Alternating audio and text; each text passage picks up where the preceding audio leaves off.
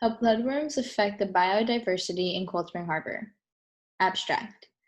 The Glycera debranchiata, also known as the bloodworm, is a type of worm that lives buried in the shallow waters of marine coasts.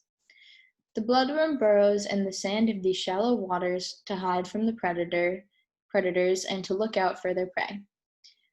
Bloodworms are commonly used as a fish bait, which is essential to harvest food for markets. The concern of global warming has recently been at an all-time high, which includes the concern of rising sea levels. The result of these rising sea levels could result in an increase in the population of bloodworms because it will be difficult for predators to reach them. An increase in the population of these species could result in a boom in the fishing market because the increased amount of fish bait. Purpose. For our project, we want to study if the increase of bloodworms in the harbor will be good for other species. Since the bloodworms have lots of benefits for species in the harbor, we believe that an increase in the amount of bloodworms will be good for these species. With a good supply for fish, the amount and health of fish will increase. This will be good for food markets that sell these fish. Methodology. As mentioned in our abstract, the Glycera debranchiata is found in shallow marine waters. To carry out our collection, we will go to the spit just outside of Cold Spring Harbor Labs, and this is abundant with different kinds of species, including the bloodworm. To collect our samples, we will use shovels to dig into the moist, rocky sand of the spit, revealing a number of organisms, including our bloodworm.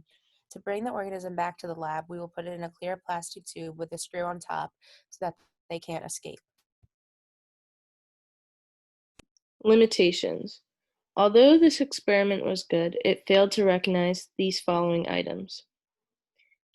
We possibly didn't collect all new species, which could be a crucial part to our experiment, so that was definitely a flaw.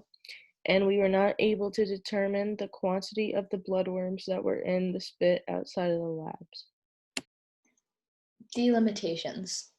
This experiment was strong because we found concrete evidence of increased biodiversity in the spit, and we were able to identify our species in the spit, which was the bloodworm. Conclusion. One key thing that we learned from this project was that there had been many more species that came into the waters of the Cold Spring Harbor since the Davenport study, and there is also a possibility that there could be more species in the water. Future projects that can be held in the Cold Spring Harbor Spit is another collection of species in the area during different seasons, and also a collection in 10 years to see how the biodiversity has changed.